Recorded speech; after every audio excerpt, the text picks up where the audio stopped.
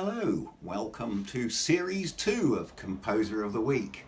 And that was a song by this week's composer, Duke Ellington, born Edward Kennedy Ellington in 1899 and died in 1974. And he's a really interesting figure in American music. He was African American, he didn't go to college, he didn't have any of the sort of advantages that you'd expect maybe a composer to have had. He was completely self-taught, and yet he wrote everything down. So even though he was a jazz musician, and we tend to think of him as a jazz musician, he was also in some ways quite like we think of a classical composer. It's a really interesting mixture, and he had a word for this. He said that he wanted his music to be beyond boundaries. He didn't want to be thought of as a jazz composer or a classical composer. He wanted to be thought of as an American composer. And that's exactly what he is.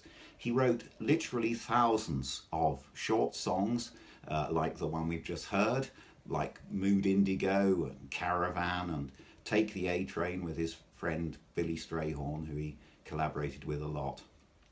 So 2,000 short songs, often with fantastic other musicians.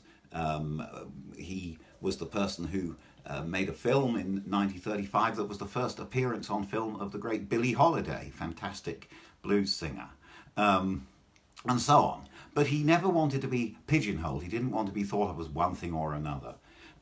He was a man of enormous culture and breadth of knowledge, and you can see from some of the links some of the range of his work, and also there's an interview with him which shows what kind of a man he was. Quite remarkable.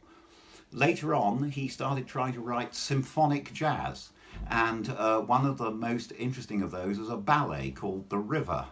There are links to that in the page, but I wanted to play you just a short extract from one part of it. This is a very beautiful bit of Ellington's symphonic jazz from the ballet The River.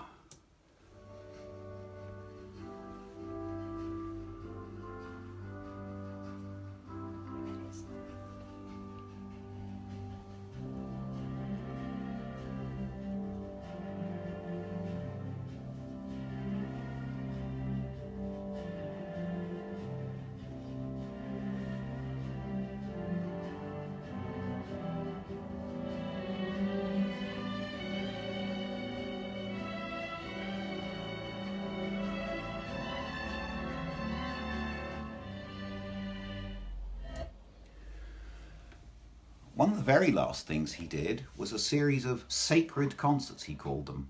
And these were pieces, evening-long pieces for big band and choir and singers. And these are amazing.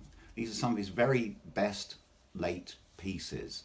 They're incredibly exhilarating, they're amazingly exciting, and they were played all over the world. He toured with his band and used whatever choir was there. And I want to finish with a little bit of one of the sacred concerts, which is based on Psalm 150. So you hear them singing about the trumpet and the timbrel and the harp and let everything that has breath praise the Lord. It's amazing stuff. It's typical of the exuberance of Ellington and also his fantastic gift for writing for big band. It's fabulous stuff. He's a wonderful composer, and I do urge you to explore as much of his work as you can. There are lots of links. Have a great time getting to know the mighty Duke Ellington.